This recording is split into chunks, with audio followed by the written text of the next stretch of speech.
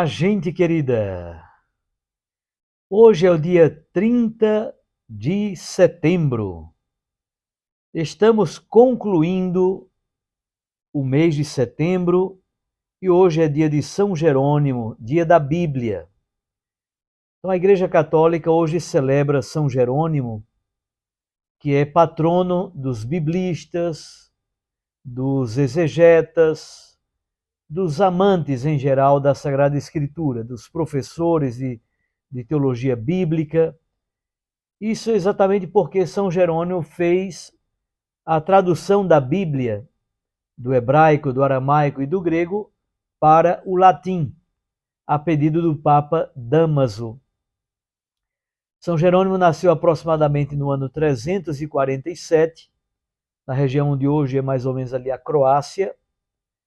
Ele foi ordenado sacerdote em 379 e viveu os últimos anos da sua vida em Belém, sobretudo numa gruta.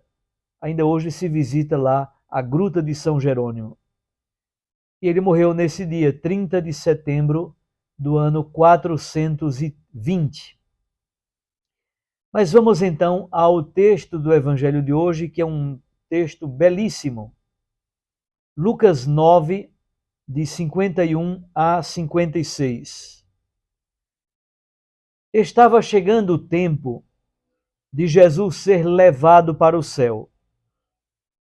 Então ele tomou a firme decisão de partir para Jerusalém e enviou mensageiros à sua frente. Estes se puseram a caminho e entraram num povoado de samaritanos para preparar hospedagem para Jesus. Mas os samaritanos não o receberam, pois Jesus dava a impressão de que ia para Jerusalém. Vendo isso, os discípulos Tiago e João disseram: Senhor, queres que mandemos descer fogo do céu para destruí-los? Jesus, porém, voltou-se para João e Tiago e os repreendeu. E partiram para outro povoado. Palavra da salvação. Minhas irmãs e meus irmãos, no Evangelho de Lucas, com o texto do Evangelho de hoje, começa a grande sessão de subida para Jerusalém. Lucas oferece 10 capítulos para esta subida. É o maior bloco, é a maior sessão do seu Evangelho. 10 capítulos. Daqui, 9:51, até o capítulo 19, versículo 27. Lucas narra em 10 capítulos a subida de Jesus para Jerusalém. Mais do que uma subida física, é como aquela subida de Abraão para o Monte Moriá, levando Isaque para o sacrifício. É uma subida física, mas é sobretudo uma subida psíquica, emocional, espiritual e teológica. Bom, qual é então a ideia central, ou quais são as ideias centrais do texto do Evangelho de hoje? Primeira coisa, a primeira grande decisão é Jesus toma essa decisão firmemente, com todo o coração empedernido. Então, o trecho do Evangelho começa exatamente com esta declaração solene. Estava chegando o tempo de Jesus ser levado para o céu, então ele tomou a firme decisão de partir para Jerusalém. Vamos refletir sobre esses dois elementos. Aquilo que se traduz na liturgia, no texto litúrgico, como ser levado para o céu, na verdade, em grego, o texto é analempsis. Esse termo grego, analempsis, se refere a todo o mistério pascal. Se refere à paixão, à morte, à ressurreição e à glorificação. Subir é o tempo da ascensão, o tempo da subida. Jesus então sobe para Jerusalém, mas não somente para a cruz, mas para a paixão, a morte, a ressurreição e a glorificação. Ora, nós sabemos que no Evangelho de Lucas e também no livro dos Atos dos Apóstolos, a salvação se realiza plenamente em Jerusalém. É o lugar da morte, é o lugar da ressurreição, mas é também o lugar do início da missão dos apóstolos na força e na luz do Espírito Santo.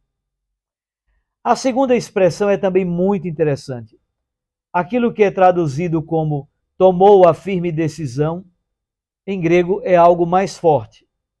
É algo como Jesus endureceu o rosto, firmou, estabeleceu a decisão e a direção com o seu rosto voltado para Jerusalém. Jesus não caminha para Jerusalém com medo, com hesitações, não. Sua decisão é firme, bem estabelecida. E ele sabe muito bem o que vai acontecer em Jerusalém. Ele já anunciou a sua paixão, morte e ressurreição em Jerusalém 2 vezes. Jesus, portanto, pretende ser fiel aos seus e também fiel ao Pai, até o fim. Sua vontade é exatamente a obediência à vontade de Deus e, ao mesmo tempo, uma entrega radical por amor e por fidelidade aos homens e mulheres. Esta decisão que Jesus toma, de certo modo, se torna um paradigma, um modelo para todo cristão. Nossa vida de fé não pode variar ao sabor dos ventos para lá e para cá. Deve ser uma firme decisão de caminhar para o céu, de caminhar para o alto, de subir para Jerusalém. A Jerusalém da cruz, que é a mesma Jerusalém celeste, a mesma Jerusalém que desce do céu como esposa sem mancha e sem mácula. É um ato de vontade livre, é uma opção fundamental que estrutura toda a nossa existência, é uma decisão por amar a Deus e também amar o próximo, de não ceder às tentações do caminho, que na verdade serão tantas.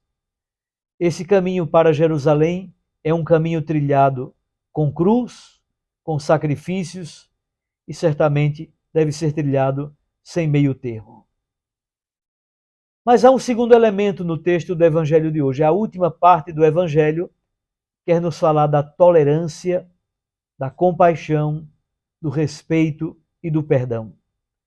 Jesus e os seus discípulos, quando iam para Jerusalém, normalmente, partindo da Galileia, normalmente eles desciam até o vale do Rio Jordão, caminhavam até Jericó e de Jericó subiam para Jerusalém, são 42 quilômetros, passando ali por Betfagé e por Betânia. No Evangelho de Lucas, Jesus segue, no texto de hoje, e nessa subida para Jerusalém, Jesus segue pelas serras da Cordilheira Central, passando por um povoado da Samaria.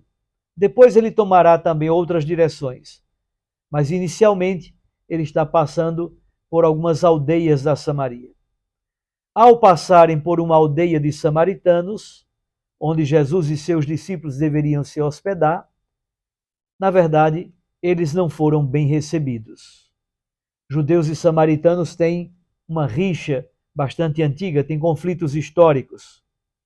Como é que Jesus e os seus discípulos reagem diante desta falta de decência e de cumprir o mandamento da hospitalidade, que era algo bastante sagrado em Israel? Tiago e João, filhos de Zebedeu, não é sem motivo que Jesus os chama de filhos do trovão. Tiago e João dizem para Jesus: Senhor, queres que mandemos descer fogo do céu para destruí-los? Aí está um dos grandes problemas dos nossos esquemas muito endurecidos. A organização, o planejamento pastoral, o planejamento missionário, claro que é preciso, por um lado, mas ele precisa ter caridade e flexibilidade. Utilizar-se da agressividade, da violência, do ressentimento, não dá certo. Para João e Tiago, naquele momento, o mal deve ser pago com o mal. Isso, obviamente, não é cristão. Do coração de Jesus nasce exatamente a arte do perdão, a arte de pagar o mal com o bem, orar pelos inimigos. Por isso, Jesus logo se volta e repreende João e Tiago. Jesus simplesmente parte para um outro povoado, para uma outra aldeia, sem ressentimento. A rejeição deles é o fôlego, é a força para ir a outros que se abram para o querigma e cooperem com esse projeto amoroso de Deus. Jesus não veio ao mundo para julgar o mundo, mas para salvá-lo. Não foi para condená-lo, mas para salvá-lo.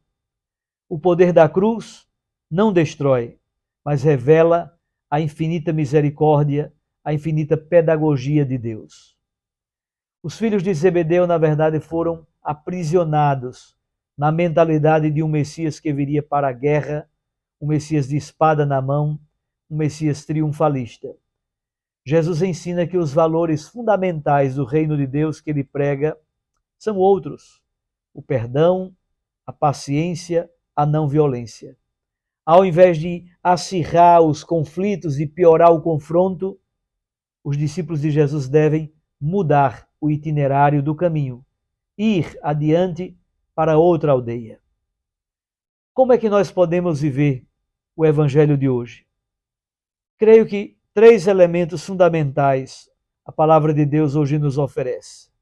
Primeiro, a decisão firme pela missão, acompanhando Jesus que sobe para Jerusalém. Segundo, evitar todo tipo de hostilidade, de confronto e de violência. E terceiro, a grande tarefa de conciliar estes 2 elementos nasce da leitura orante da palavra de Deus, aprendendo com São Jerônimo. Esses 2 elementos, o anúncio querigmático e ao mesmo tempo a tolerância, são elementos fundamentais para a teologia da Igreja Católica. Os 2 elementos são essenciais. A firmeza do anúncio missionário, ao mesmo tempo, a capacidade de dialogar com os irmãos de outras denominações cristãs, por exemplo. No Concílio Vaticano II, há 2 decretos muito interessantes. O decreto Ad Gentes, que trata exatamente do mandato missionário da Igreja, e também o decreto Unitatis Redintegratio, que trata do ecumenismo. Nenhum dos 2 deve ser deixado de lado. Nenhum de nós, individualmente, tem o poder de jogar fora uma destas 2 dimensões. Devemos casar a missionariedade e, ao mesmo tempo, a tolerância, o respeito e o amor fraterno. Um abraço a você, fique com Deus e com sua Mãe Maria Santíssima. Eu os abençoo, em nome do Pai, e do Filho, e do Espírito Santo. Amém. Recorde, a palavra aquece o coração. E a Eucaristia nos lança para a missão. Até amanhã.